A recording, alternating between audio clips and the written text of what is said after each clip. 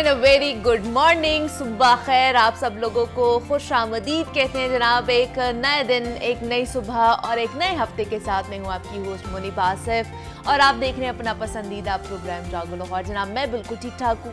उम्मीद करती हूँ कि आप लोग भी इस वक्त जहाँ कहीं होंगे ठीक ठाक होंगे, अच्छे होंगे और आपके जो इर्द गिर्द रहने वाले लोग हैं ना वो भी आपके बारे में यकीनन अच्छा ही सोच रहे होंगे, क्योंकि जनाब जो मुस्बत सोच होती है ना और जो अच्छी गुफ्तगू होती है वो ज़िंदगी में आगे बढ़ने के लिए बहुत इम्पॉर्टेंट होती है।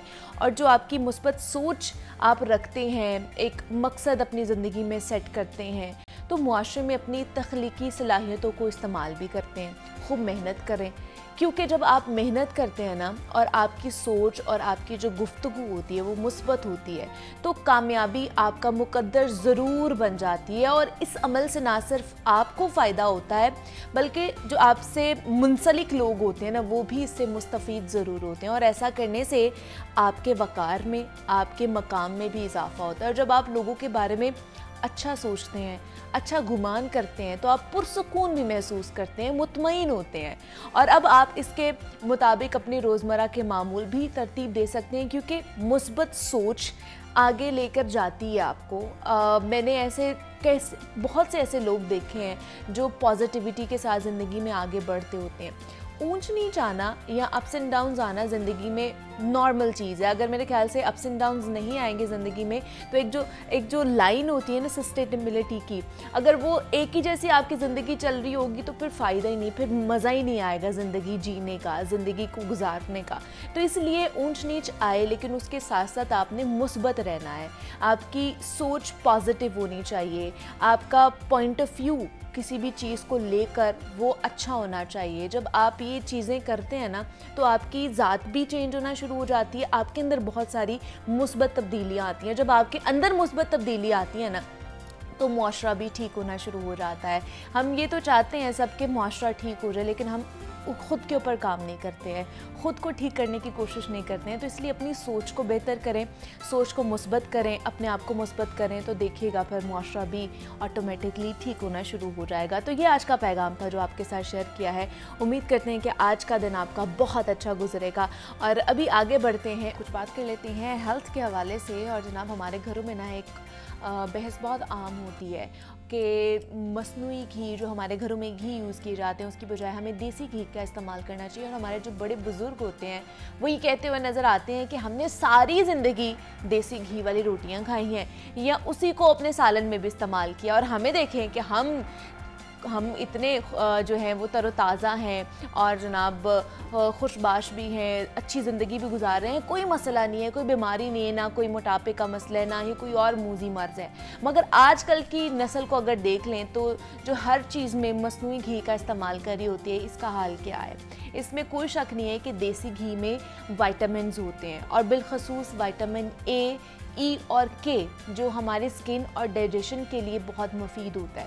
और साथ ही साथ इसमें कैलोरीज़ भी बहुत ज़्यादा होती हैं। और इस बहस का शिद्दत इख्तियार करना बजा भी है, मगर अगर तफसीलात में जाने से पहले बेहतर ये रहेगा कि मैं कुछ चंद अवामिल हैं उस हवाले से भी आपको बताऊँ। और ये बहुत ज़रूरी है कि हम अपनी लाइफ स्टाइल में पर भी जो फ़र्क है ना वो भी लेकर आएँ, क्योंकि चंद साल पहले लोग अमूमन फ़िज़िकल एक्टिविटीज़ में बहुत ज़्यादा मसरूफ़ रहते थे और बहुत ज़्यादा मेहनत करते थे। मगर आज का अगर देखा जाए तो हमारी जो जॉब है वो डेस्क जॉब्स बनती जा रही हैं। और अगर देसी घी देखी जाए तो देसी घी में बहुत ज़्यादा सैचुरेटेड फैटी एसिड्स पाए जाते हैं जिनसे हमारे जिस्म का जो कोलेस्ट्रॉल लेवल होता है वो बहुत ज़्यादा बढ़ जाता है। तो इसलिए ज़्यादातर लोग जो है ना वो इज्तनाब भी करते हैं, क्योंकि जो हमारी शरियानों में खून जमने का बाइस भी बनती हैं, जो सैचुरेटेड जो फैट्स होते हैं वो बहुत ज़्यादा उसमें पाए जाते हैं और साथ ही साथ मोटापे का भी शिकार हो जाते हैं। तो इस तरह देसी घी वेजिटेबल ऑयल से भी ज़्यादा ख़तरनाक साबित हो सकता है। मज़ीद ये कि लाइफस्टाइल के साथ साथ देसी घी की वजह से अमूमन high blood pressure, heart attack के भी चांसेस ज़्यादा हो जाते हैं। तो आज हम ये जानने की कोशिश करेंगे कि जनाब हम जो घर में ऑयल यूज़ करते हैं वो डिफरेंट ऑयल हो सकते हैं। बहुत से घरों में सनफ्लावर ऑयल यूज़ होता है, सरसों के तेल में भी बहुत से लोग जो है वो खाना pकाते हैं, अभी भी यूज़ करते हैं, और जो बाकी ऑयल होती हैं वो भी यूज़ किए जाते हैं, घी यूज़ किए जाते हैं और देसी घी भी यूज़ किया जाता है। तो आज हम इस पर बात करेंगे कि कौन सा घी अच्छा है, कौन सा यूज़ करना चाहिए, कितनी मिकदार में यूज़ करना चाहिए जो आपकी जो सेहत है उसको भी नुकसान ना पहुँचाए। तो इन स्टूडियोज़ में हमारे साथ आयत कुरैशी क्लिनिकल डाइटिशियन मौजूद हैं, उनसे बात करते हैं और उनसे जानते हैं। आयत, आपको वेलकम कहती हूँ जागो लाहौर में। कैसी हैं आप? मैं ठीक ठाक, आप बताएं। मैं भी बिल्कुल ठीक ठाक। आयत, ये बड़ा एक कह लें कि बहस चलती रहती है हमारे घरों में भी कि कौन सा ऑयल यूज़ करना चाहिए, कौन सा घी यूज़ करना चाहिए, देसी घी खाना चाहिए या नहीं खाना चाहिए। अब की जो न्यू जनरेशन है वो थोड़ी सी मॉडर्न हो गई हुई है, कहती है हमने नहीं देसी घी खाना, हम तो ऑयल या घी में दूसरे वाले और थोड़े घी में। सबसे पहले तो बताइए इनकी इम्पोर्टेंस क्या है, ऑयल की, घी की, देसी घी की और बटर की हमारी लाइफ में या हमारी डाइट में इम्पोर्टेंस क्या है? तो बेसिकली जो फैट्स हैं, ऑल दीज ऑयल्स एंड देसी घीज वगैरह, ये सारे फैट्स हैं। हाँ। ये हमारे बेसिकली मैक्रोन्यूट्रिएंट्स होते हैं। 3 मेजर मैक्रोन्यूट्रिएंट्स होते हैं, प्रोटीन्स, फैट्स और कार्बोहाइड्रेट्स। तो इनको हम अपनी डाइट से बिल्कुल निकाल भी नहीं सकते। ओके। और ये हमारे लिए बहुत इंपॉर्टेंट है, हमारी बॉडी की वर्किंग के लिए बहुत ज़्यादा इंपॉर्टेंट है।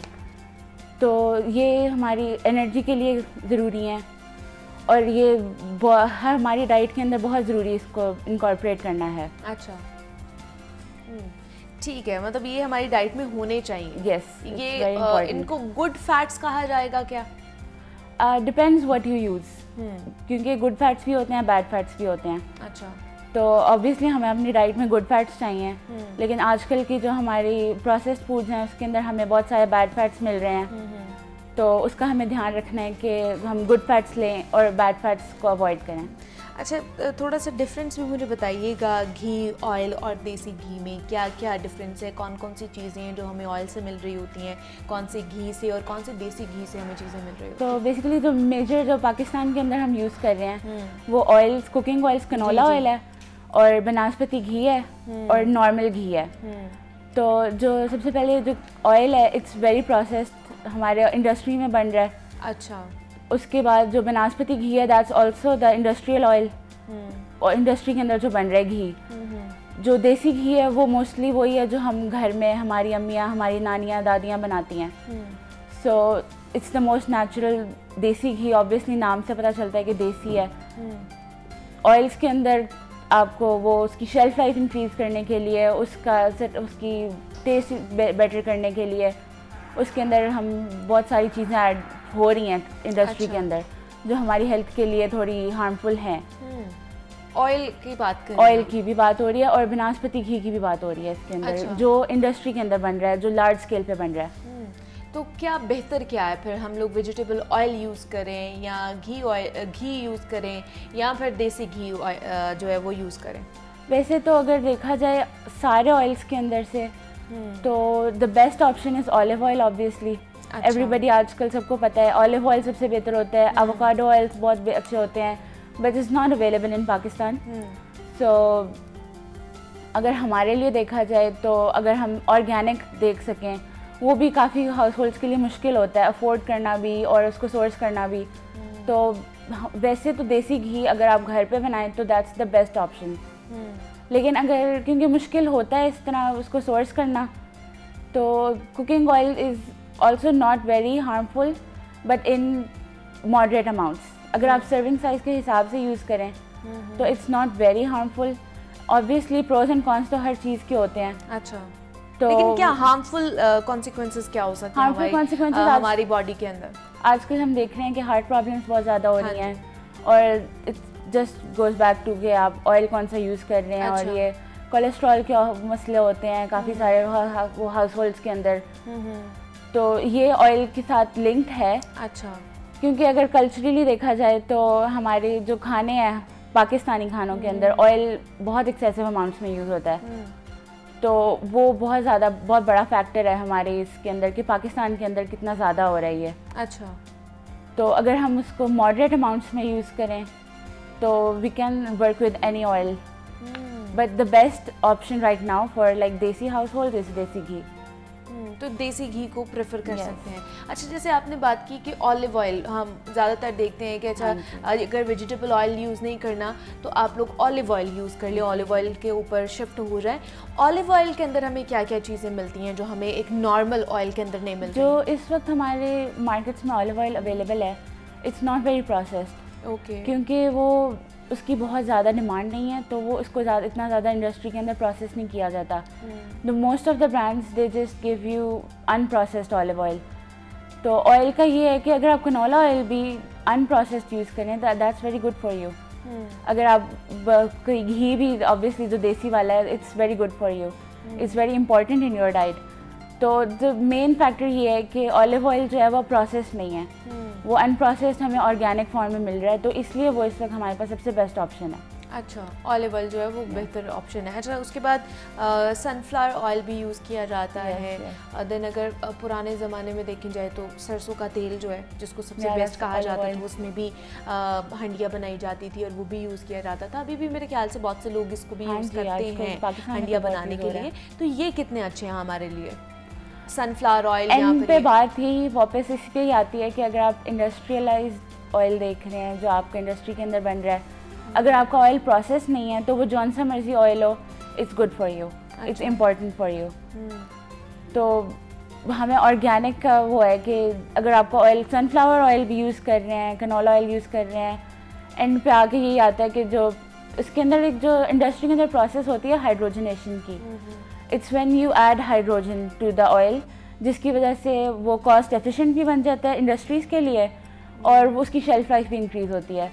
तो the industries are only looking for कि हमारे लिए सस्ता क्या पड़ता है, हमारी मास प्रोडक्शन के लिए क्या सस्ता पड़ता है। अच्छा, तो they don't care about your health इसके इस तरह। तो इसलिए वो जो इस वक्त हमारे पास ऑयल जो आता है जो बड़ी बड़ी कंपनीज हैं वो सारा प्रोसेस्ड है। तो इसलिए प्रेफर है कि घर में देसी घी बनाया घर में देसी घी इज़ द बेस्ट ऑप्शन है। लेकिन घी का बहुत ज़्यादा ये होता है कि वो आपकी वेसल्स में जम जाता है। जो घी होता है वो चाहे दूसरा घी हो सकता है या देसी घी हो सकता है, और देसी घी में कहा जाता है कि बहुत ज़्यादा फैट्स पाए जाते हैं, कैलोरीज बहुत ज़्यादा होती हैं, तो इसको खाने से हम मोटे हो जाएंगे। तो क्या जो आजकल की जनरेशन है उन्हें ये खाना चाहिए, वो ज़्यादा बेनिफिशियल है उनके लिए? तो अगर हम कैलोरीज़ और वेट लॉस वगैरह इस तरह की बात करें तो जो ऑयल की जो सर्विंग है, जो 1 ग्राम में उसकी 9 किलो कैलोरीज हर ऑयल से मिल रही हैं। There is no difference in any oil. आपको एनर्जी उतनी मिल रही है, आपको कैलोरीज उतनी मिल रही हैं। तो इसके अंदर ये बहुत बड़ी मिथ है कि देसी घी से आपका ज़्यादा कैलोरीज आ रही हैं। अच्छा। और आपको बहुत ज़्यादा उससे हार्मफुल इफेक्ट है, और ये वो ज़्यादा हैवी तो मतलब डिपेंड करता है कि अगर आपको डाइजेस्ट कर सकें या नहीं। लेकिन कैलोरीज़ की अगर बात देखी जाए तो it's the same calories in everywhere, in every oil. अच्छा, मतलब देसी घी में भी वही है, देसी घी में भी वही है, और कुकिंग ऑयल में भी वही है, और उसके सारे ऑयल्स के अंदर सेम आपको एनर्जी मिल रही है और सेम वही है। अच्छा, क्या इनका कोई मेथड, कुकिंग मेथड भी होना चाहिए कि कितनी हीट में हमें ऑयल को या कौन से ऑयल को कितनी हीट में पकाना चाहिए ताकि उसके अंदर जो न्यूट्रिएंट्स होते हैं वो ख़त्म ना हो जाए और उसका कोई फ़ायदा नहीं है फिर खाने का? क्या ऐसा कुछ है? बेसिकली इसका यही है कि न्यूट्रिएंट्स वो जो हम आजकल जो हम यूज़ कर रहे हैं वो उसके इतना कोई मसला नहीं होता उसको करने में, ज़्यादा हीट अप करने में उसका कोई वो नहीं है, क्योंकि इंडस्ट्रियलाइज्ड है, प्रोसेस्ड है। तो it's made for cooking, it's made for, पता है सबको कि वो हमने कुकिंग में यूज़ करना है। मतलब जैसे ऑलिव ऑयल है ना, उसको कहा जाता है कि ख़ास तौर पे गार्निशिंग के लिए यूज़ होता है, मतलब उसको ज़्यादा कुक नहीं किया जाता, हाई फ्लेम पे पकाया नहीं जाता। उसका ये कि आप गार्निशिंग के लिए यूज़ कर लें या एक्स्ट्रा वर्जिन जो ऑयल होता है उसको इस तरह कर लें, उनको हाई फ्लेम पे नहीं पकाया जाता। There different types of olive oil इसके लिए, क्योंकि कुकिंग का ऑलिव ऑयल अलग होता है। अच्छा। और ये सैलेड ड्रेसिंग्स वगैरह के लिए जो हम यूज़ करते हैं और बाकी चीज़ों के लिए वो अलग होता है। तो the ones that are made for salad dressings और वैसे तो उसके ऊपर मेंशन होता है और वो उसको आप नहीं कुक नहीं करते। अच्छा। तो जो कुकिंग वाला होता है वो डिफरेंट होता है। वो डिफरेंट होता है, ठीक है। मतलब इसका कोई नहीं है, वो कुकिंग का मेथड एक ही होना चाहिए। कुकिंग का मेथड का कोई इतना मसला नहीं होता। सही। तो इसका क्या मतलब एक नॉर्मल क्या बोलेंगे आप, क्या सजेस्ट करेंगे कि कितना हमें ऑयल लेना चाहिए एक दिन में, कितनी उसकी क्वांटिटी होनी चाहिए, घी की कितनी क्वांटिटी होनी चाहिए?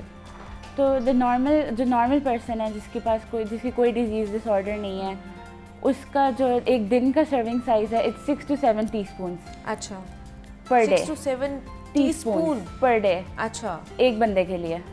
यहाँ पे 6 to 7 टीस्पून तो नहीं हम तो कभी भी नहीं यूज़ करते, ऐसे होता। हाँ, ज़्यादा ऑब्वियसली हो ही जाता है। अच्छा, तो बेसिक यही है, अगर नॉर्मल हेल्दी पर्सन के लिए ये सर्विंग है। ऑब्वियसली जो डिजीज़ हैं, जो थोड़े ओबीस हैं, उनके लिए थोड़ा कम हो जाता है। अच्छा, आप ज़्यादा कम करने का होता है, लेकिन नॉर्मल जो है वो यही है, सर्विंग साइज यही है। और किन लोगों को तो बिल्कुल भी नहीं खाना चाहिए?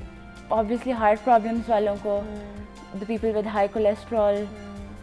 तो उनके लिए कोई एक्स्ट्रा मतलब अलग होना चाहिए ऑयल, या वो भी ये जो वेजिटेबल ऑयल्स होते हैं या ऑलिव ऑयल या घी, देसी घी का इस्तेमाल कर सकते हैं? In moderation yes, because fats तो आपने लेने ही लेने हैं, चाहे आपको हार्ट प्रॉब्लम है भी या नहीं, बस आपको बस कम लेने हैं। उसका ध्यान रखना है कि मॉडरेशन के अंदर आप वो ऑयल लें, मॉडरेशन के अंदर आप घी अगर ले रहे हैं, और ये करें कि आप नेचुरली सोर्स ट्राई करें कि आप यूज़ करें। अच्छा, देसी घी हमारे यहाँ पे उनको पकाया जाता है, पराठे भी पकाए जाते हैं, दूसरा सादी की रोटी के ऊपर भी देसी घी लगाया जाता है, तो उसका बेस्ट वे क्या है? बेस्ट वे के अंदर यही है कि आप यूज़ तो बहुत ज़्यादा होता है, क्योंकि अगर आप उसके ऊपर वो करते हैं, स्प्रेड करते हैं, हाँ। पराठे के ऊपर एंड पे स्प्रेड होता है, तो that's too much for you. Okay, अगर आप पकाने के वक्त यूज़ करें उसको तो वो इनफ है आपके लिए, क्योंकि अगर आप सर्विंग साइज़ के अंदर रहते हुए मॉडरेशन के अंदर यूज़ कर रहे हैं, तो आई डोंट थिंक कि आप उसके ऊपर स्प्रेड करके वो यूज़ कर सकते हैं। और इस तरह तो उसकी कितनी क्वांटिटी होनी चाहिए? वो भी 5 to 6? पूरे दिन के अंदर आप ध्यान रखें ना कि आप कितना ऑयल यूज़ कर रहे हैं। अगर आप वो 1 टीस्पून काफ़ी होना चाहिए, लाइक अगर आप सर्विंग साइज़ का ध्यान रख रहे हैं तो, क्योंकि आपने जस्ट 5 to 6 टीस्पून आपकी सर्विंग है जो रिकमेंडेड है, वो आपने पूरे दिन के लिए यूज़ करनी है। अच्छा, तो एक दिन के अंदर 5 to 6 के अंदर से अगर आप कर सकते हैं तो आप 2 टीस्पून भी यूज़ कर लें उसके लिए। सही। अच्छा, लेकिन जो हम पाकिस्तानी हैं, हम किस तरह देखेंगे कि हमारे लिए कौन सा ऑयल, घी या कुकिंग ऑयल जो है वो अच्छा है? हम किस तरह आजकल जो हमारी मार्केट के अंदर जो बड़े बड़े ब्रांड्स हैं, ये तो वैसे इतने ज़्यादा प्रोसेस्ड हैं कि ये हार्मफुल हैं हमारे लिए। अच्छा, तो the best thing we can do is use them in moderation. हम ध्यान रखें कि वो फुल ऑन लेयर हमारी ना आ रही हो ऊपर उसके, बस यूज़ करने में थोड़ा कम कर दें। If you can manage to use desi ghee, that's the best option. और वो भी नेचुरल वाला देसी घी, जो that's the best option right now for Pakistani desi household. Obviously olive oil थोड़ा मुश्किल हो जाता है घरों के लिए यूज़ करना, टेस्ट भी डेवलप हुआ होता है सारे उनका, तो वो एडजस्ट करना मुश्किल हो जाता है। सही है, मतलब देसी घी आप इस्तेमाल कर सकते हैं, लेकिन वो जो घर में बना हो उसका ज़्यादातर करना चाहिए। लेकिन देसी घी भी एतदाल में रह के, कोई भी चीज़ अगर आप यूज़ कर रहे हैं तो अगर आप उसको एतदाल में रह के बैलेंस डाइट अगर आपकी है, तो मेरे ख्याल से फिर कुछ भी आप खा सकते हैं बैलेंस्ड रह के। हमारे साथ आयत कुरैशी क्लिनिकल डाइटिशियन हमारे साथ मौजूद थी। आयत, बहुत शुक्रिया आपके वक्त का कि आप यहाँ पर आई। और जनाब, सेगमेंट है हमारा कि हमने कौन सा घी या कौन सा ऑयल हमने खाना है और इनमें क्या फ़र्क है, इस हवाले से हमने बात की है। अभी आगे बढ़ते हैं, कुछ योगा के हवाले से बात कर लेते हैं। योगी नईम हमारे साथ मौजूद हैं, उनकी तरफ चलते हैं और आज वो कौन से योगा टिप्स हमें दे रहे हैं वो जानते हैं। जी योगी साहब, बताइएगा। अस्सलाम वालेकुम व्यूवर्स, आज हम डायबिटीज़ के हवाले से जो है वो कुछ डिस्कस करना चाहते हैं। डायबिटीज़ का इशू भी बहुत ज़्यादा है, तकरीबन हर तीसरे बंदे को डायबिटीज़ है। इसका ताल्लुक़ जो है वो जहनी स्ट्रेस के साथ है। जिन दिनों में आप रिलैक्स होते हैं, मेंटली रिलैक्स होते हैं, उन दिनों में आपको शुगर लेवल बहुत कंट्रोल में मिलता है। और जिन दिनों में आप परेशान होते हैं, कोई ओवर स्ट्रेस होते हैं, कोई मसरूफियत ज़्यादा होती है, मेंटली कुछ काम का बर्डन होता है, उन दिनों में आपका जो है वो शुगर का लेवल बहुत ज़्यादा बढ़ चुका होता है। तो इसको कंट्रोल करने के लिए हमें जो है वो कुछ चीज़ों को एहतियात की तरफ जाना पड़ेगा, कुछ ब्रीदिंग्स करनी पड़ेंगी और कुछ हमें जो है क्रिया और कुछ हमें एक्सरसाइजेस की तरफ आना पड़ेगा। तो कोई मुश्किल नहीं, आप अगर इंसुलिन लेते हैं तो इंसुलिन आप अभी जारी रखिएगा, लेकिन साथ में आप योगा ज़रूर कीजिएगा। कुछ दिनों के बाद आपको जो है वो इंसुलिन के लेवल को कम करना पड़ेगा, पॉइंट्स को कम करना पड़ेगा। और टैबलेट्स अगर आप लेते हैं तो आपको टैबलेट्स भी छोड़नी पड़ जाएगी। ये इतनी आजमूदा टेक्निक है, इतनी बेहतरीन टेक्निक है। योगा सदियों से जो है इस चीज़ पे जो है वो काम कर रहा है, बात कर रहा है कि आप अपने ब्लड में जो है शुगर लेवल नॉर्मल करने के लिए रखने के लिए योगा आपको क्या हेल्प कर सकता है, आज हम इसके ऊपर पूरी डिटेल से बात करेंगे। शुगर जो है वो अगर आपकी बढ़ जाती है तो आपने करना ये है कि स्ट्रेस कम करना है। आप अगर इस चीज़ को समझ लें कि जो ज़हनी डिस्टर्ब लोग होते हैं, जो ज़हनी तौर पर बहुत ज़्यादा अपसेट होते हैं, उस वक़्त का शुगर का बढ़ना, तो क्यों ना हम अपने आप को पहले रिलैक्सेशन की टेक्निक को समझें कि अपने दिमाग को रिलैक्स कैसे करना है। गम किसके साथ नहीं है, दुख किसके साथ नहीं है, परेशान कौन नहीं है। दुनिया में कोई ऐसा शख्स नहीं है जिसको दुख, परेशानी, गम ना हो। तो इसके साथ ज़िंदगी को पुरसुकून करने की कुछ टेक्निक्स हैं। हमें उन लम्हों को याद रखना है जो बड़े खूबसूरत थे, उन लोगों के उन बातों को याद रखना है जो बड़ी खुशगवार थीं। हर इंसान ने आपके साथ अगर कोई बुरा किया है तो किसी वक्त उसने अच्छा भी किया है। हम उन अच्छे लम्हात को क्यों नहीं याद रखते, हम उन अच्छी बातों को क्यों नहीं याद रखते। इस वजह से हम परेशान हैं कि हम हर वक्त एक्सपेक्टेशंस हमारी जो है वो पॉजिटिव रहती हैं लोगों के लिए कि हमें कोई हमारे लिए अच्छा करे। हम कितना अच्छा करते हैं, हमें ये भी सोचना होगा, क्या हम अच्छा कर रहे हैं, हम किसी के साथ कितना पॉजिटिव किरदार अदा कर रहे हैं। तो हम रिलैक्स होना शुरू हो जाएंगे। रिलैक्सेशन का ताल्लुक़ इंसान की सेटिस्फेक्शन के साथ है। इंसान कितना सेटिस्फाई है मौजूदा नेमतों के साथ। अगर आप मौजूदा नेमतों के साथ सेटिस्फेक्शन के साथ ज़िंदगी गुजारते हैं तो पुरसुकून रहते हैं। आपको हवस है चीज़ों का, लोगों का, आप मुख्तलिफ़ चीज़ों में खो जाते हैं, तो आप सेटिस्फेक्शन की तलाश करें। सेटिस्फेक्शन आपकी जो है वो रिलैक्सेशन आपकी बढ़ना शुरू हो जाएगी। तो सेटिस्फेक्शन क्या है, आप मौजूदा नेमतों पे शुक्र अदा करें। जब इंसान मौजूदा नेमतों पे शुक्र अदा करता है तो नेमतें बढ़ना शुरू हो जाती हैं। आज हमें जो नेमतों की कमी महसूस होती है, हम शुक्र अदा नहीं कर रहे। हमें अपनी हर चीज़ का शुक्र अदा करना है, अपने जिस्म का शुक्र अदा करना है। आप उनसे पूछिए जिनकी एक उंगली नहीं है, पूरा हाथ नहीं है, बाजू नहीं है, अल्लाह का शुक्र अदा कीजिए कि अल्लाह ताला ने आपको पूरे जिस्म के साथ ज़िंदा रखा हुआ है। इससे बड़ा और शुक्र क्या हो सकता है। ये बहुत बड़ी सेटिस्फेक्शन है। आप सेहत के साथ ज़िंदगी गुजार रहे हैं, ये बहुत बड़ी सेटिस्फेक्शन है। तो योगा हमारी शुगर कंट्रोल करने के लिए कैसे किया जाए। योगा में आपको जो है वो एक कपालभाति करनी है, सांस को झटके से निकालना है। आप अगर क्रिया करते हैं ये वाला,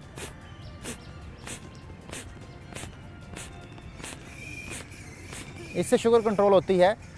इसके अलावा आप अपान मुद्रा बनाइए, दरमियान की 2 उंगलियां अंगूठे के साथ मिला लीजिए, इससे शुगर कंट्रोल होती है। इसके अलावा लेफ़्ट हैंड के ऊपर रिंग फिंगर का जो जोड़ है, ये बड़ा जोड़, इसके ऊपर दबाइए, इससे आपकी शुगर कंट्रोल होती है। लेफ़्ट हैंड के ऊपर रिंग फिंगर के ऊपर ये बड़ा जोड़, आप 5 मिनट इसको दिन में 3-4 दफ़ा दबाएं, इससे शुगर कंट्रोल होती है। और एक पोज़ है जिसका नाम है मंडोक आसन। मैं साइड पोज से दिखाऊंगा ताकि आप समझ लें।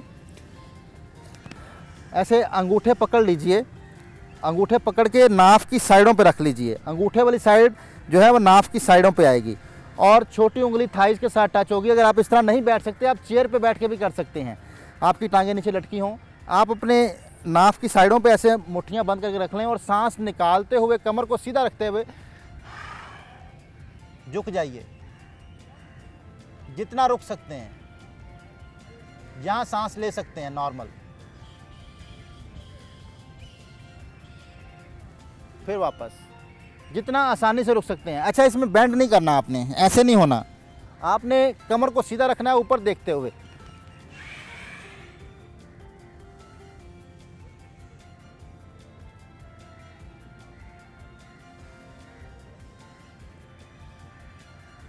ये पोज़ आप एक वक्त में 10 दफ़ा कर लें और दिन में आप 2-3 दफ़ा कर सकते हैं। खाली पेट कीजिएगा। खाली पेट करने से इससे जो है वो बहुत जल्दी शुगर कंट्रोल होती है, आपको बहुत ज़्यादा इसका फ़ायदा होगा। इसके साथ ही आपसे इजाज़त चाहते हैं। Thank you very much. Yogi Naeem साहब हमारे साथ मौजूद थे और उन्होंने हमें बताया कि किस तरह डायबिटीज़ का जो शिकार लोग हैं वो बेहतर हो सकते हैं ये योगा टिप्स करके। यहाँ पर एक छोटी सी ब्रेक लेंगे, मिलते हैं इस ब्रेक के बाद।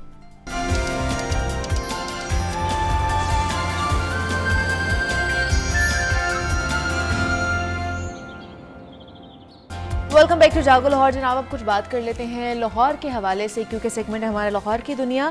और जनाब आए रोज़ लाहौर में कोई ना कोई मसला दरपेश होता है और कहा जाता है कि जनाब अब ये बागों का शहर नहीं, ये मसाइलिस्तान बनता जा रहा है कि आए रोज़ कोई ऐसा मसला दरपेश आ जाता है जिसका हल ढूंढना बेहद ज़रूरी है। और आज हम बात करने वाले हैं LPG माफियाज़ के हवाले से, क्योंकि LPG माफिया इतना बेलगाम हो चुका है, या कह लें कि उसने पंजे इतने गाड़ लिए हैं कि उनको पकड़ना या उनके हवाले से इकदाम उठाना बहुत ज़्यादा मुश्किल है, यहाँ पर नामुमकिन ही आप समझ लें कि आए रोज़ इस हवाले से क्रैकडाउन किया जाता है, ज़िले इंतज़ामिया क्रैकडाउन करती है, लेकिन फिर भी LPG की ब्लैक मार्केटिंग होते हुए और महंगे दामों फ़रोख्त होते हुए हमें नज़र आ रही होती है। एक ही इलाका होता है, वहाँ पर मुख्तलिफ दामों से फ़रोख्त हो रही होती है। और जो ओगरा की तरफ से जो LPG की कीमत हमारे सामने आई है वो है 177 रुपये, लेकिन ब्लैक में जनाब ये 220 से लेकर 240 रुपए तक फ़रोख्त हो रही है। आधे से ज़्यादा लाहौरी हैं, उनको LPG सिलेंडर्स यूज़ करने पड़ते हैं क्योंकि घरों में गैस नहीं आती है। और ये इसको कहा जाता है कि ये मिनी बम है जो हमारे घरों में मौजूद होता है। एक तरफ तो LPG की कीमतें बढ़ाई जाती है, दूसरा ये कि सिलेंडर की जो क्वालिटी है वो भी बहुत नाकिस है, जिसकी वजह से आए रोज़ धमाके घरों में होते हैं और कितनी जानें चली जाती हैं। अभी रिसेंटली जेहलुम में जनाब LPG सिलेंडर धमाका हुआ जिसमें 5 लोग जो है वो जाबहक हो चुके थे। कौन है ज़िम्मेदार इनका? क्योंकि सिलेंडर की क्वालिटी को चेक नहीं किया जाता, ज़िले इंतज़ामिया क्रैकडाउन करती है, लेकिन फिर हमें ख़बरें ये भी मौसूल होती हैं कि जनाब वहाँ से भी भत्ता लिया जाता है, किसी को पकड़ा नहीं जाता, और जो पकड़े जाते हैं वो अगले दिन रिहा हो जाते हैं और फिर से वही काम शुरू हो जाता है। तो आज हम इस हवाले से बात करेंगे कि जनाब किस तरह के इक़दाम उठाने चाहिए और ये जो LPG माफियाज़ हैं इनको किस तरह शिकंजे में लेकर आया जा सकता है और LPG कीमतें क्यों बढ़ती हैं। इरफान खोखर साहब हमारे साथ इन स्टूडियोज़ में मौजूद हैं, चेयरमैन है LPG एसोसिएशन पाकिस्तान के। इरफान साहब आपको खुश आमदीद कहती हूँ जागो लाहौर में, कैसे हैं आप? बहुत शुक्रिया। इरफान साहब, ब्लैक मार्केटिंग मतलब इजाफा तो चले ठीक है कि इसमें आए रोज़ देखते हैं कि वक्तन फ़वक्तन LPG की कीमतों में इजाफा होता है, ब्लैक मार्केटिंग में बहुत ज़्यादा जो है ये बिक रही है। 177 रुपये इसकी ओगरा ने कीमत जो है वो मुतय्यन की है, लेकिन ये 220 से 240 रुपये किलो में बिक रही है। ये तो जुल्म है, गरीब आदमी के ऊपर जुल्म है ये तो। जी जी बिल्कुल, बहुत जाती है। बिस्मिल्लाहिर्रहमानिर्रहीम। मैं इसी सिलसिले में कई दफ़ा आपके प्रोग्राम में आ चुका हूँ और हाँ जी। मैं यहाँ पे आज एक बड़ी अफसोस के साथ कहना पड़ता है कि ज़िले इंतज़ामिया के साथ हमने बड़ी कोशिश की कि मामलात और हुकूमत के साथ चीज़ें बेहतर हों। और मैं ये जब LPG रमज़ान मुबारक में LPG बहुत ज़्यादा बढ़ी, हाँ जी, तो मैंने चीफ मिनिस्टर साहब से बात की। चीफ मिनिस्टर साहब ने मेहरबानी की, कमिश्नर ने, हमने सब ने मिल के कोशिश की और इतवार के रोज़ डिप्टी कमिश्नर के तमाम दफातर खोले गए। अच्छा। तो जो कंपनियों को बुलाया गया उन्होंने कहा जी हम आपका ऑर्डर नहीं मानते, क्योंकि ये जो नोटिफिकेशन ओगरा का आता है ये एक जो है वो इंडिजिनस प्रोडक्ट के लिए हमारा नहीं है, लोकल गैस के तलक से, मकामी गैस के तलक। अच्छा। मैंने फौरी तौर पे हाई कोर्ट का रुख किया। मैंने हाई कोर्ट में पिटीशन फाइल की, तो रमज़ान मुबारक में 20 तारीख को वही पिटीशन लगी। जज साहब ने हुक्म जारी किया, ओगरा को पूछा कि ये नोटिफिकेशन ठीक है या गलत है, 60 रोज़ में ये फैसला करें। 60 रोज़ में जब ओगरा ने फैसला किया, उस ओगरा ने मेरे साथ कोई 4 मीटिंग्स की, 2 हेयरिंग की और ओगरा ने 6 सफ़ात पे मुश्तमिल एक हुक्मनामा जारी कर दिया जो उन्होंने हाई कोर्ट में दाखिल कर दिया और मुझे भी मेरे नाम से भिजवा दिया। अच्छा, ठीक है। उसमें उन्होंने कहा कि 6 सफ़ात मुझे कि हमारा नोटिफिकेशन पहले भी ठीक था, ओके, और हमारा नोटिफिकेशन जो है जो कीमत कम जारी करते हैं ये बिल्कुल ठीक है। और उन्होंने बाद में एक लाइन बीच में ऐड कर दी कि ये लोकल इम्पोर्ट की एक ही कीमत है, एक ही कीमत है जो 177 रुपए रखी गई है। उन्होंने जो इस महीने कीमत उन्होंने कहा जी एक ही कीमत है। सही, ठीक है। बात ये है कि मैं आपके प्रोग्राम के तफस्सुल से ये बात बार पहले भी कह चुका हूँ, आज कह रहा हूँ, हुकूमत हमें, हुकूमत का नोटिफिकेशन है जी, हुकूमत का ऑर्डर है, हुकूमत इस कीमत के हमें सरकारी कीमत पे गैस सप्लाई को यकीनी बनाए। हम इंशाल्लाह घर घर सरकारी कीमत पे गैस मुहैया करेंगे। अगर कोई दुकानदार कोई डिस्ट्रीब्यूटर ब्लैक मार्केटिंग करते पकड़ेगा, मैं खुद उसको जेल में डालूंगा।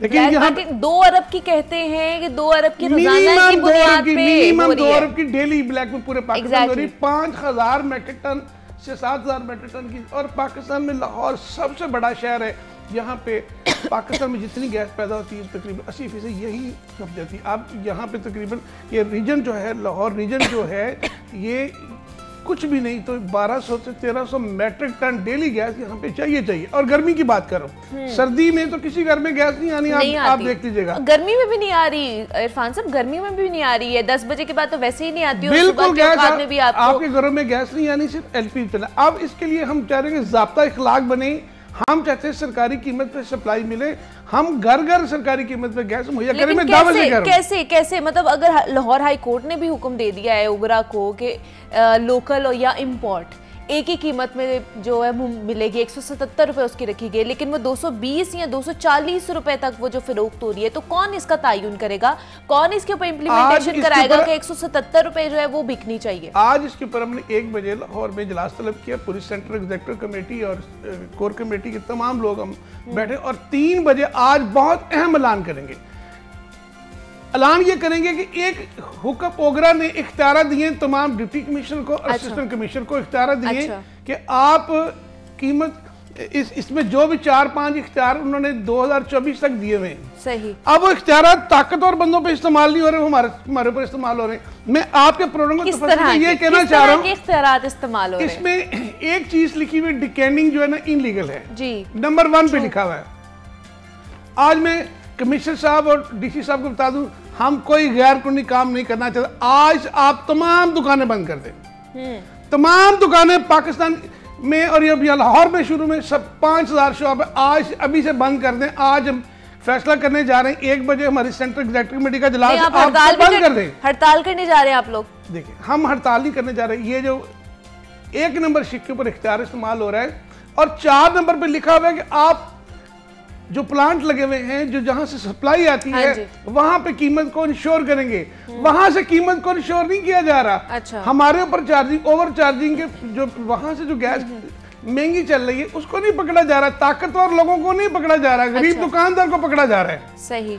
इसी ऑर्डर के तहत जो उन्होंने दिया है, हम मजबूर हैं, हम सिर्फ और सिर्फ मुहर्रम और हराम के तल्लक से थोड़ा सा शायद डेट को आगे पीछे करेंगे। बाज़ाब्ता ऐलान जो है वो 3 बजे किया जाएगा प्रेस कॉन्फ्रेंस में, लेकिन हम मजबूर हैं, हम अपनी चाबियां डिप्टी कमिश्नर साहबा के और कमिश्नर साहबा के हवाले कर देंगे। हम नहीं चलाते, हमारे दुकानदार की तजलील हो रही है, हम पुलिस की बत्तागिरी शुरू हो गई है, सरकारी अदारे इतने ज़्यादा आ गए।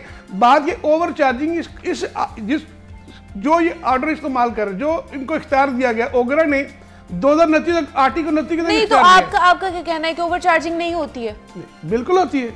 मेरा कहना है ओवर चार्जिंग होगी उनको तो फिर पकड़ा जाएगा ना इरफान साहब। ताकतवर लोगों को नहीं पकड़ा जा रहा, यही ऑर्डर गरीब आदमी के लिए है। अच्छा। क्या सब ऑर्डर तमाम सख्तियां गरीब आदमी के लिए, दुकानदार के लिए, डिस्ट्रीब्यूटर्स के लिए? मैं कहना चाह रहा ये उनके इख्तियार दिया गया ना। इस इख्तियार में मैं दावे से कह रहा हूँ, मैं कमिश्नर साहब को मिला हूँ, मैं सीएम साहब को मिला हूँ। बात ये कि अब तो हाई कोर्ट ने भी ऑर्डर कर दिया, जो ये ताकतवर लोग कहते थे हम नहीं मानते, अब हाई कोर्ट के बाद 6 सफात पे मुश्तमिल ऑर्डर आ चुका है। अब बात ये इम्प्लीमेंट किसने कराना? आपने, मैंने नहीं कराना, इंतजामिया ने कराना है, जिला इंतजामिया ने।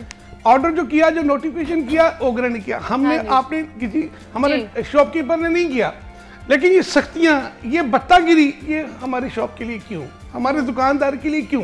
आज हम फैसला करेंगे, बाइज्जत तरीके से कारोबार करेंगे।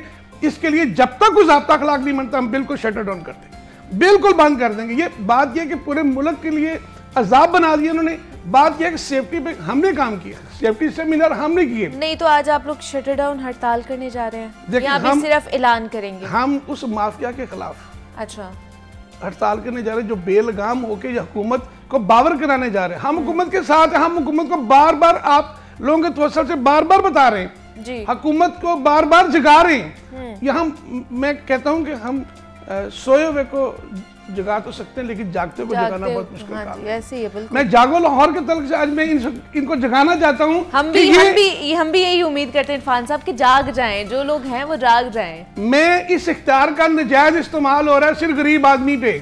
मैं डिप्टी कमिश्नर साहबा बहुत अच्छा काम कर रही, कमिश्नर साहब तो मैं बेहद मशकूर हूँ, लेकिन इस ऑर्डर का नजायज इस्तेमाल, सरकारी इदारे, बत्तागिरी, पुलिस गर्दी और सब कुछ शुरू हो गया। लेकिन हम नहीं मानते। बात यह है कि सप्लाई चेन को जब तक ये ठीक नहीं करेंगे, सरकारी कीमत पे हमें सप्लाई को यकीन नहीं हो सकता। जो मर्जी कर ले आप, यहाँ पे अभी तक कुछ 300-350 FIR हो चुकी है अभी तक कुछ चंद दिनों में। अच्छा, 300-350 FIR हो चुकी है। बात ये 300-350 FIR रूटीन है, पहले भी होती है। बात ये मैं हमेशा कहता हूँ, क्या एक ताकतवर के खिलाफ कोई एक्शन हुआ? आज कॉन्फ्रेंस से पहले आप किसी मतलब कमिश्नर से या डिप्टी कमिश्नर से मुलाकात है? जी, मेरी कोशिश है कि मैं अभी कमिश्नर साहब से मिलने के लिए जाऊं। अच्छा, अभी मैं उनसे मिलने के लिए जाऊं, उनको बताऊं। मैं डिप्टी कमिश्नर साहब से आपके प्रोग्राम के तवज्जुह से रिक्वेस्ट करूंगा, हम 1 बजे से पहले आप जब भी बुलाना चाहें हम आपके साथ बैठेंगे तैयार है, आप फौरी तौर पर मीटिंग बुलाएं। हम नहीं चाहते कि सरकारी कीमत पे क्या मुतालिबात क्या रखने वाले हैं आप उनके सामने? हम, मेरा पहला मुतालबा है कि सप्लाई चेन को सरकारी कीमत पे यकीनी बनाएं, नंबर 1। नंबर 2, ये जो आप बार बार कहते हैं ये गैर कानूनी कारोबार है, LPG डिकैनिंग गैर कानूनी, हम कोई गैर कानूनी कारोबार नहीं करना चाहते। हम आज आपका हुक्म मानते हैं, हम इसको बंद कर देते हैं। ठीक है, आप कोई ज़ाब्ता अखलाक बनाएं। जब तक आप ज़ाब्ता अखलाक नहीं बनाएंगे हम दुकानें नहीं खोलेंगे। हम आपके साथ बैठते हैं, हम 2 दिन, 4 दिन, 6 दिन, 10 दिन, 15 दिन में दे दें, हमें ऑपरेशन फौरी बंद किया जाए और कोई ऐसी कमेटी बनाई जाए जो बत्तागिरी, पुलिस गर्दी, सरकारी एहलकार जाकर के हमारे दुकानदारों को तजलील करते हैं और पैसा भी लेते हैं। नहीं, भत्तागिरी होती है, बिल्कुल भत्तागिरी होती है पुलिस की तरफ से। अब देखिए, एक पुलिस DIG लाहौर का हुक्म है कि पुलिस की गाड़ी, पुलिस वाला डायरेक्ट LPG शॉप पे नहीं जा सकता। अच्छा, अब वो दनाता फिरता जाता है। और मैं कल सुबह हमारी एक शॉप है मेरे भाई घर में, तो बच्चे की कॉल है, ये पुलिस वाला आके पूछा जी एक ही रेट है। मैंने कहा जी तुम्हारा इस रेट से क्या ताल्लुक है? जब उन्होंने एक प्राइस कमेटी मजिस्ट्रेट बनाई, वो आके पूछे, वो करें तुम्हारा क्या ताल्लुक है? आप किस तरह को बाजी, साड़ी भी ड्यूटी। बात की कि वो इस तरीके से बत्तागिरी पूरे लाहौर में हो रही है, 100 से ज्यादा थानों में हो रही है। अच्छा, DIG का ऑर्डर है हैदर अशरफ साहब का कि पुलिस बराह रास्त LPG शॉप पे नहीं जा सकती। बात यह है कि हम हुकूमत स्टेट से कोई टक्कर नहीं लेना चाहते, हम उनको सिर्फ बावर कराना चाहते हैं। हम सिर्फ जागो लाहौर के तलक से उनको जगाना चाहते हैं कि इस इख्तियार का नाजायज इस्तेमाल ना करें।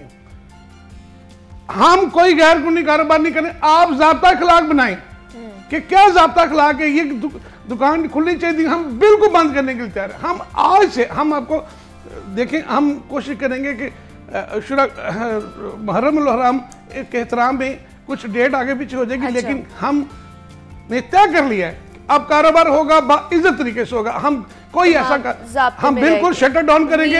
हमें 10 दिन महीना भी बंद रखनी पड़ी शॉपें, हम बंद रखेंगे। हम नहीं चाहते एजुटेशन नहीं चाहते, हम हुकूमत से, क्योंकि मोहसिन नकवी साहब बहुत अलग काम कर रहे हैं।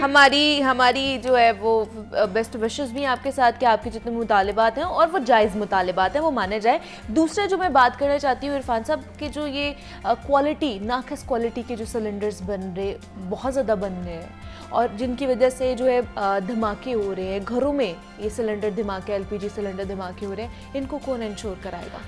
देखें, फिर वही बात है, इसी भी है, बिल्कुल इसी में है। हाँ जी, कि कोई गलत इक्विपमेंट सिलेंडर बॉजर बनेगा तो डिप्टी कमिश्नर पूछ रहे हैं। मैं पूछ रहा हूँ कि वो डिप्टी कमिश्नर गुजरांवाला कहाँ सोया हुआ है जहाँ पे 450-500 कारखाना गैर मेरे सिलेंडर और मौत के खिलौने बना के घर घर भेज रहे हैं। ये इख्तियार इस्तेमाल वहां क्यों नहीं होता? ये शाला मार्केट में कई दफा मैंने आपके प्रोग्राम में कहा कि गोदामों के गोदाम मौत के खिलौने पड़े हुए, उसको रोका जाए। डिप्टी कमिश्नर का हुक्म मैंने आपको दिखाया था कि यहाँ पे ऑपरेशन किया जाए, लेकिन वहां पे कोई ऑपरेशन नहीं। कोई ताकतवर लोग हैं क्या? LPG दुकानदार क्या इतना कमजोर है? इंशाअल्लाह ताला हम आपको बताएंगे LPG दुकानदार, LPG डिस्ट्रीब्यूटर कमजोर नहीं है, सिर्फ हमारी शराफत है कि हम खामोशी चाहते हैं कि इस मुल्क में। अच्छा, ये जो सिलेंडर्स लाहौर में भी बन रहे हैं? नहीं, लाहौर में बनते नहीं। लाहौर में सबसे बड़ी मार्केट शाला मार्केट में गोदाम भरे हुए हैं। अच्छा। और डिप्टी कमिश्नर का हुक्म है, मैंने कई दफा आपके प्रोग्राम में शो किया कि वो हुक्म है कि इसको फौरी तौर पर छापे मारे। आज तक शाला मार्केट में एक छापा नहीं पड़ा। मैं कई सालों से आपके प्रोग्राम में चीखो पकार कर रहा हूं। क्या ये जितने इख्तियार आते हैं क्या गरीब LPG दुकानदार के लिए? आज इसी मैं बताना चाहता हूँ कमिश्नर साहब को, मेरे लिए बड़े काबिल एहतराम है CM साहब, कमिश्नर साहब और DC साहब। ये बहुत, लेकिन बात यह है कि आपके इदारों में जो काली भेड़ें उनको निकाले, हम बेनकाब करेंगे। उन्हें जो है ना पकड़ना बहुत ज़्यादा ज़रूरी है। इरफान खोखर साहब हमारे साथ मौजूद है। इरफान साहब बहुत शुक्रिया, और हम उम्मीद करते हैं कि आज के जो आपके मुतालिबात हैं वो माने जाएँ, क्योंकि ये जायज़ मुतालिबात है। बहुत शुक्रिया आपके वक्त का। यहाँ पर एक छोटी सी ब्रेक लेते हैं जनाब, आपने कहीं नहीं जाना, मिलते हैं इस ब्रेक के बाद।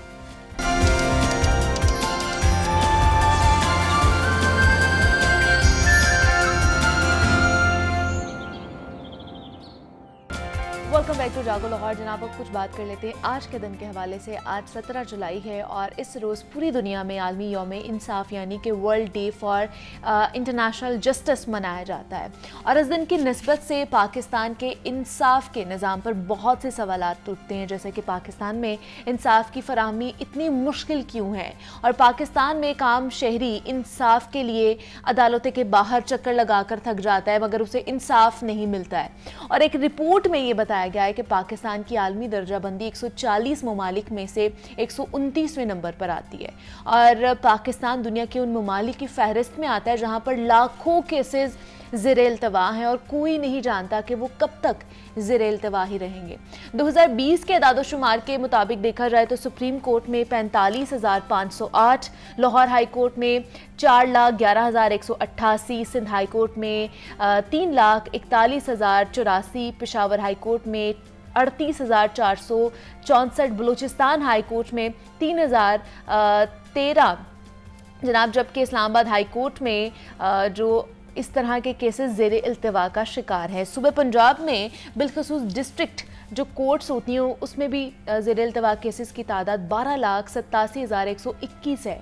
ऐसे हालात में इंसाफ हासिल करना किस कदर मुश्किल बन गया है आप खुद ही अंदाज़ा लगा सकते हैं, जबकि इन केसेस की तादाद में लगातार रोज़ बरोज़ इजाफा ही देखने को मिल रहा है। तो आज world day for international justice की मुनासबत से हम इस पर बात करेंगे कि किस तरह जो जस्टिस डिले होता है, इंसाफ की फराहमी को किस तरह मुमकिन बनाया जा सकता है, कौन कौन से ऐसे अवामिल हैं, ये कौन कौन सी ऐसी हर्डल्स हैं जो हमारे इंसाफ के तकाजे में आती हैं, इंसाफ की जो रास्ते में हमें दरपेश होती हैं, उस पर आज हम बात करने की कोशिश करेंगे। हमारे साथ इस वक्त इन स्टूडियोज़ में मौजूद हैं एडवोकेट सरूप एजाज हैं जो कि माहिर कानून भी हैं और सीनियर काउंसिल फॉर एशिया है, दुनिया की सबसे बड़ी जो इंसानी हकूक़ की तंजीम है ह्यूमन राइट्स वॉच, उसमें जनाब ये सीनियर काउंसिल हैं। सरूप आपको वेलकम कहती हूँ जागो लाहौर में, कैसे हैं आप? मैं बिल्कुल ठीक ठाक हूँ, आप कैसी हैं? मैं भी बिल्कुल ठीक ठाक हूँ।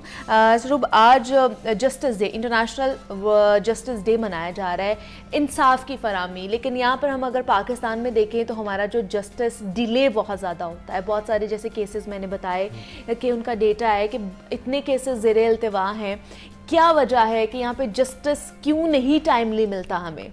अब देखें जस्टिस क्यों नहीं मिलता और क्यों नहीं टाइम नहीं मिलता, हाँ। जैसे कि आपने अपने इब्तदाई रिमार्क्स में जो फैक्ट्स एंड फिगर्स दिए तो इसमें तो ग्रेट कंसेंसस है कि जस्टिस सिस्टम जो है वो ब्रोकन है, डिसफंक्शनल है।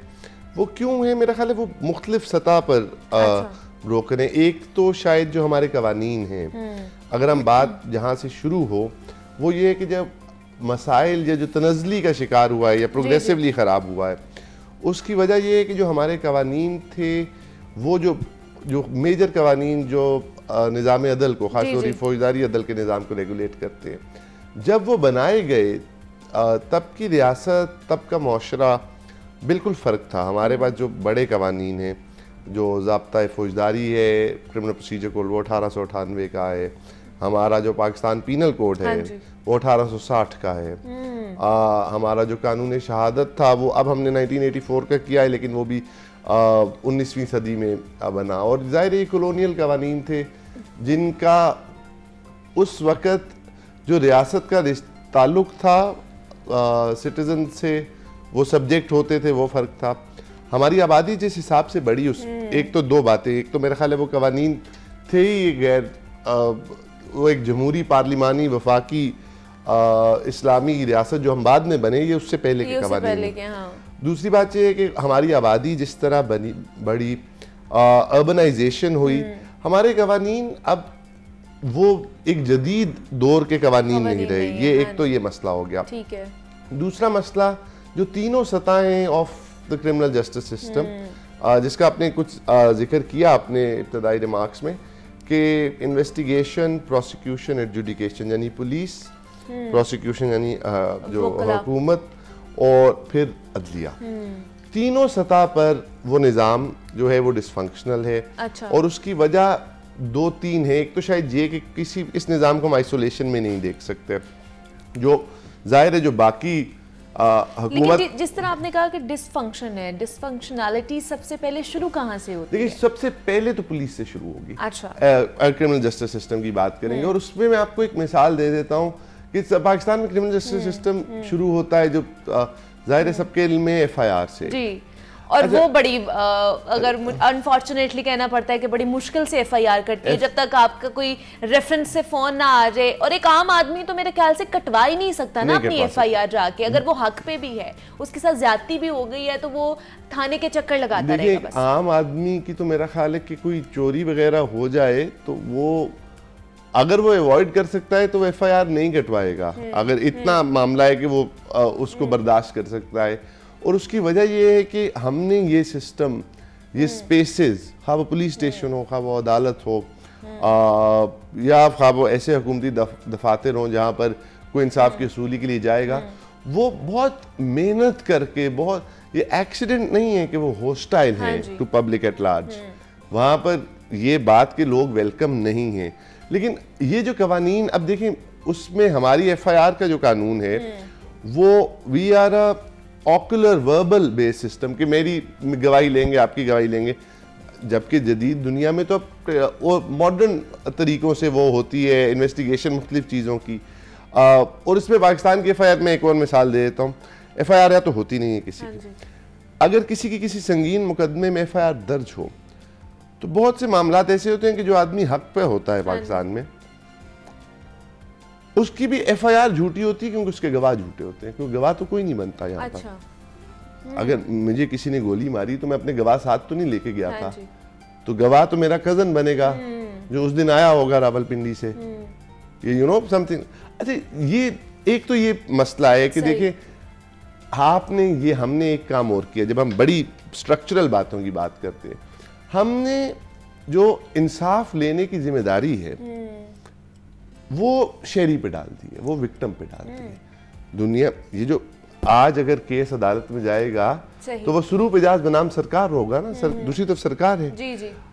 वो नहीं किया हमने प्रैक्टिस में, जो दुनिया और हम में थोड़ा सा जदीद दुनिया में फर्क रह गया कि अगर मेरे साथ ज्यादती हुई है तो ये मेरी जिम्मेदारी रखती। अब उसमें जो आपने बात की थी कि मैं कितना जो हूँ जोरावर हूँ, मेरे क्या वसाइल हैं, मैं, अच्छा, ये रियासत तो इज द ग्रेट इक्वलाइजर। जब उसका काम तो ये है कि ये जिम्मेदारी मेरे पे नहीं डाली जा सकती कि या आप पे नहीं डाली जा सकती कि इंसाफ मैं अपने लिए खुद ही लूं। तो we have privatised justice in a way, जहां पर जिसके बहुत से मसाइल, बहुत बड़े हाई प्रोफाइल केसेस हम देखते हैं जहाँ पे हमारा एक ये सुलह हो जाती है, या तो ये जो रिस्पॉन्सिबिलिटी थी पूरी गवर्नमेंट की, और ये किसी गवर्नमेंट की बात नहीं, ये दिहाइयों का मामला है, वो ये कि जहां पर आपने crime by definition is an offence against the society, जिसकी पैरवी करेगी हुकूमत। ये बुनियादी असूल है, ये जुर्म की जो डेफिनेशन है पूरी दुनिया में, हमने ये असूल भी वायलेट कर दिया है। हमने ये कहा है कि भाई तुम्हारा मसला है, तुम पैरवी करो। अच्छा, अगर मैं पैरवी करूंगा तो फिर गवाह भी मैं लाऊंगा, फिर मैं सारा कुछ खुद ही करूंगा ना, फिर मुझे फिर पुलिस के पास जाने की जरूरत नहीं है। आई थिंक ये प्रॉब्लम, बिकॉज एक जो हमारी जस्टिस सिस्टम रिफॉर्म की कॉन्वर्सेशन है जो बहुत इंपॉर्टेंट होती है, एक वो होती है at the level of the supreme court, at the level of senior police leadership and reform. वो इम्पॉर्टेंट बातें, बहुत इंपॉर्टेंट बातें, मगर ज़्यादातर लोगों के मसाइल तो वो नहीं है। निज़ाम जहाँ से जो आपने सुप्रीम कोर्ट के फिगर्स दिए, उसमें देखें बात ये है कि ज़्यादातर मुकदमात जो हैं वो तो ऐसे हैं कि जो अगर हमारे पास कोई ऐसा तरीका हो ऑफ मीडिएशन, ऑफ सालसी, ऑफ आर्बिट्रेशन, जहाँ पर कि उनको सुप्रीम कोर्ट तक जाने की जरूरत ही नहीं है। लेकिन अब बात ये आ जाती है कि फिर इस जस्टिस डिले को किस तरह बेहतर बनाया जाए। अगर अदालती निज़ाम देखा जाए तो इस वक्त हमारा जो पाकिस्तान, जो जैसे मैंने बताया कि 129 नंबर पर आ रहा है इंसाफ के हवाले से। हमारे 25 लाख ऐसे मुकदमात हैं जो फैसलों के मुंतज़िर हैं, जिसमें बहुत से ऐसे लोग होंगे जो शायद बेगुनाह होंगे लेकिन वो जेलों में बंद हैं, और बहुत से ऐसे केसेस हमारे नज़र से भी गुजरे हैं, आपके नज़र से भी स्वरूप गुजरे होंगे कि फांसी हो जाती है लोगों को और 3-3, 4-4 साल बाद उनके हक में फैसला आता है और बताया जाता है कि वो बेगुनाह था, और बाद में पता चलता है कि जनाब इंसाफ कहाँ हुआ है, कि जब उसको फांसी पे चढ़ा दिया गया और बाद में पता चल रहा है कि वो बेगुनाह था। तो इस तरह के भी केसेस हमारे सामने आते हैं। बहुत इम्पॉर्टेंट बात है। आपने जो एग्जांपल दी जिस केस की, जस्टिस खोसा का फैसला था, 2 भाई जिनको उन्होंने बरी किया, पता चला जब उनको रिहा कराने गए तो पता चला कि उनको तो फांसी दी जा चुकी है। उस केस में जाहिर है वो बहुत दिल दिला देने वाला है, बट जो फंडामेंटल बात जो है वो एक है लैक ऑफ अकाउंटेबिलिटी। अब उसी केस को ले लें, अब आई एम श्योर अगर आप वो फॉलो करेंगे तो भी कोई तो रिस्पॉन्सिबल होगा ना। जी जी, ट्रू।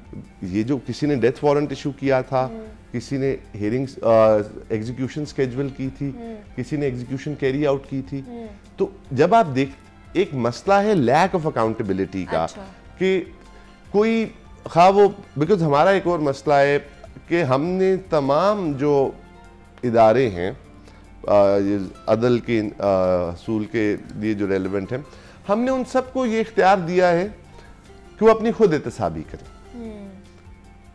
ठीक है, सुपीरियर जुडिशरी जो है वो तो ज़ाहिर है ऑनरेबल जजेस डू देयर ओन अकाउंटेबिलिटी।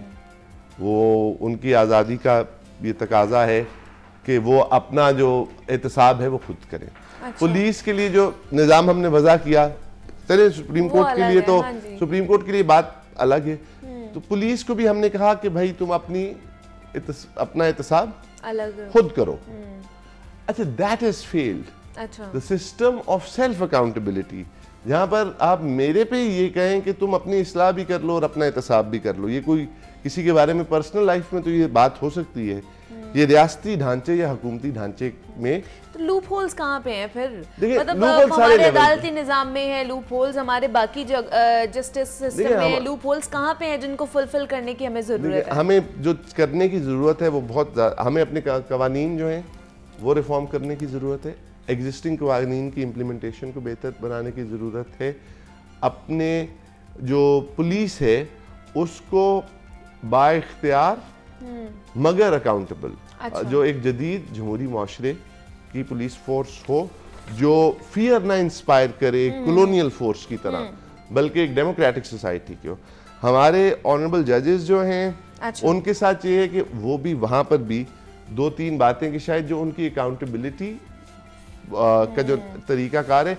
दूसरा जो आपने फिगर्स बताए, देखिए सुप्रीम कोर्ट में 17 जजेस हैं और या हाई कोर्ट के कहीं भी आप जजेस ले लें, और उनमें से ये जो मोहम्मद बशीर वर्सेस मोहम्मद नज़ीर का केस है वो तो कई दफ़ा नहीं सुना जाएगा ना, क्योंकि और ये पॉलिटिसाइजेशन अलग तरह से बात है, वो अलग से वो एक अलग टॉपिक हो जाता है। हम नहीं जाना चाहिए। इसका ना थोड़ा सा ओवरव्यू मैं लेना चाहूँगी। हमें अभी ज्वाइन किया है आमिर सईद अब्बासी, ये सीनियर रिपोर्टर हैं दुनिया मीडिया ग्रुप के, उन्होंने हमें ज्वाइन किया है इस्लामाबाद से। और जिस तरह इदाद-ओ-शुमार में बताई थी जनाब कि इस्लामाबाद हाई कोर्ट में 17,085 केसेस ज़ेर इल्तवा का शिकार है। सुप्रीम कोर्ट की बात कर ली जाए तो वहाँ पर भी 45,508 केसेस जो हैं वो इल्तवा का शिकार है। अगर मजमूई तौर पर देख लिया जाए तो 25 लाख केसेस हैं जो अपने फैसलों के मुंतजर हैं। उनके हवाले से जानने की कोशिश करेंगे। आमिर से जानते हैं कि क्या इसके ऊपर ओवरव्यू है, किस तरह इंसाफ का जो तकाजा है वो डिले होता जा रहा है, क्या सिचुएशन होती है। आमिर, वेलकम टू जागो लाहौर। आमिर बताइएगा, 25 लाख मुकदमात हैं जो अपने फैसलों के मुंतजर हैं और आज जस्टिस डे मनाया जा रहा है, इंटरनेशनल जस्टिस डे, तो क्या कहेंगे इसके ऊपर, क्या वजूहात हैं इसके पीछे? देखिए, आज दुनिया भर में वर्ल्ड इंटरनेशनल जस्टिस डे मनाया जा रहा है, जहां पर दुनिया भर में लोग इस बात को डिस्कस करते हैं कि कैसे लोगों को, अपने शहरियों को जल्द से जल्द इंसाफ फराहम किया जाए, और अगर जो निज़ाम इंसाफ है उसमें कुछ नकाइस हैं, तो उनको कैसे दूर किया जाए। और इसमें दुनिया भर में तकारीब होती हैं, लेकिन हमारे मुल्क में ना तो किसी को इल्म है और ना ही इस हवाले से कोई एक्टिविटीज होती हैं, ना ही इस हवाले से कोई शऊर बेदार किया जाता है। और आज भी जो लोग अदालतों से रजू करते हैं वो आज भी 25 लाख मुकदमात मुल्क भर की अदालतों में आज भी फैसलों के मुंतजर हैं। और इन लोगों में, जिन लोगों ने मुकदमात दायर किए, उनमें से बहुत से लोग ऐसे हैं या तो जिनकी डेथ्स हो चुकी हैं या जो जेलों में सड़ रहे हैं और आज भी उन्हें इंसाफ नहीं मिला। ऐसे हजारों मुकदमात हैं जो सुप्रीम कोर्ट में इस वक्त 52,000 मुकदमात पेंडिंग हैं। इसके अलावा हाई कोर्ट्स जो मुल्क भर की 5 हाई कोर्ट्स हैं, जिसमें इस्लामाबाद और 4 सूबों की हाई कोर्ट्स हैं,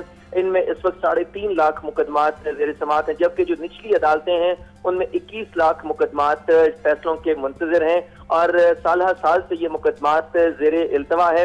और आज दुनिया भर में वर्ल्ड जस्टिस डे मनाया जा रहा है, लेकिन पाकिस्तान में इस हवाले से ना तो कोई एक्टिविटीज हो रही हैं, ना इस बात को डिस्कस किया जा रहा है कि कैसे शहरियों को जल्द से जल्द इंसाफ फराहम किया जाना है।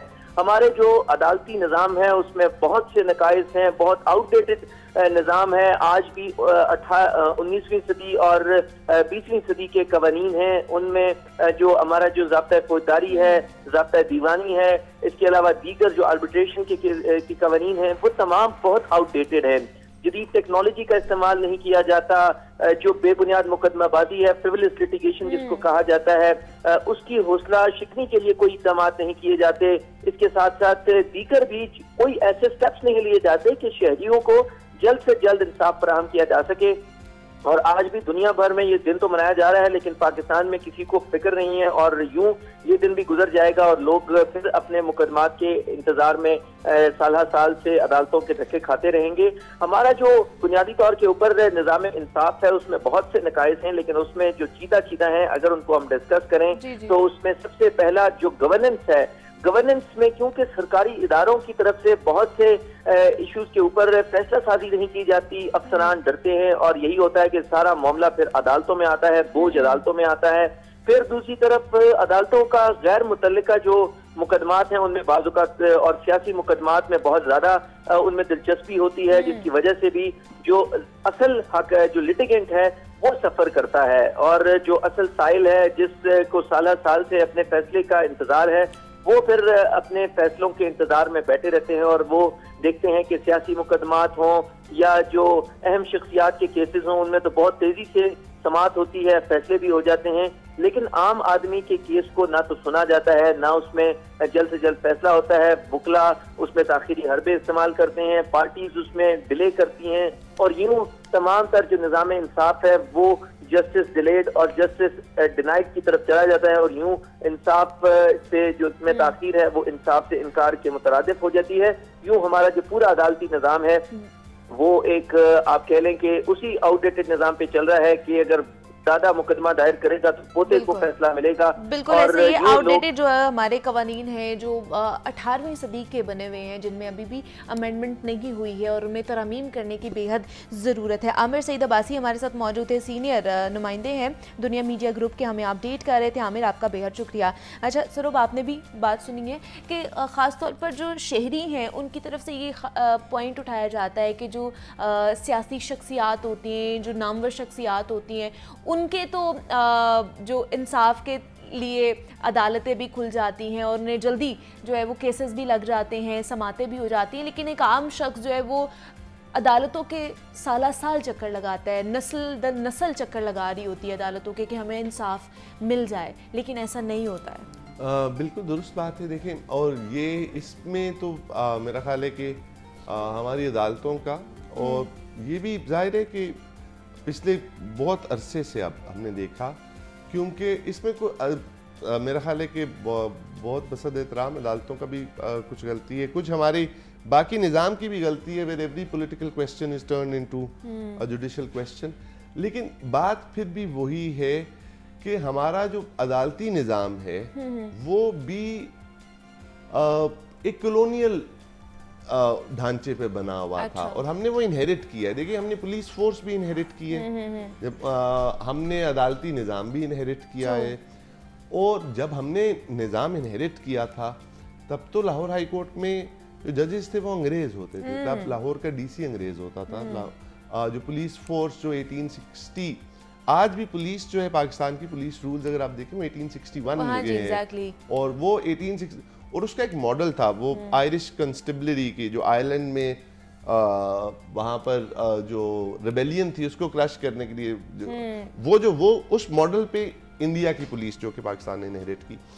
लेकिन जहाँ तक बात ये है कि इंसाफ की फरहमी जो है उसको सस्ता बनाया जाए, उसकी रफ्तार तेज़ की जाए, उसके लिए मेरा ख्याल ये है कि हमें एक तो ज़्यादा रिसोर्सेज भी चाहिए होंगे, वो बिल्कुल दुरुस्त बात है, ज़्यादा जजेस चाहिए, मगर हमें बुनियादी तौर पे शायद कुछ कवानीन भी बदलने पड़ेंगी। बुनियादी तौर पर हमारे जो इंसाफ का व्यू है लोगों का, यहाँ पर मैं अगर आप आज भी लाहौर हाई कोर्ट या सुप्रीम कोर्ट, वो लोग वो तो हॉस्टाइल स्पेसेस हैं जिसमें बहुत सी बातें हैं अगर आम शहरी के लिए, और उसमें वजह शायद ये भी एक तो संजीदगी भी है, रिफॉर्म की ज़रूरत है, लेकिन रिफॉर्म हर लेवल पे ज़रूरत है, जिसमें कवानीन भी करेंगे, उसकी इम्प्लीमेंटेशन भी करेंगे, और इन इदारों की स्ट्रक्चर को भी देखने की ज़रूरत है। शायद हमें जो जुडिशरी है वो और तरह की चाहिए अब। 25 करोड़ लोगों के लिए हमें पुलिस फोर्स जो है वो 25 करोड़ लोगों के लिए, अगर पंजाब जो है, पंजाब की आबादी is the size of France, मतलब हम इतना बड़ा मुल्क है कि लाहौर की आबादी जो है वो दुनिया के ज्यादातर ममालिक से बहुत ज्यादा है। एग्जैक्टली। तो सिर्फ अगर लाहौर की आबादी जो यूरोप के ज्यादातर ममालिक है, तो इसलिए हमारे पास ये सब चेंज करने की जरूरत है, रिफॉर्म्स लाने की जरूरत है। और दूसरी जो बुनियादी असूल है किसी, जो आपने बात की थी, देखिए जो किसी डेमोक्रेटिक सोसाइटी का फाउंडेशन स्टोन है, वो जिसको हम बार बार कहते हैं रूल ऑफ लॉ, वो असल में इक्वालिटी बिफोर लॉ, कि लॉ मेरे और आप पे और बाकी सब पे ना इक्वली जो है ना वो इम्प्लीमेंटेशन होनी चाहिए। इसके ऊपर ये बड़ा वास्ट टॉपिक है और कुछ चीज़ें हैं जिसके ऊपर हमने रोशनी डालने की कोशिश की। एडवोकेट सरोप एजाज हमारे साथ मौजूद थे। सरोप, बहुत शुक्रिया आपके वक्त का कि आप यहाँ पर आए, और जनाब इसी नोट पे मुझे इजाज़त दीजिए, अपना बहुत सारा ख्याल रखिएगा। अल्लाह हाफ़िज़।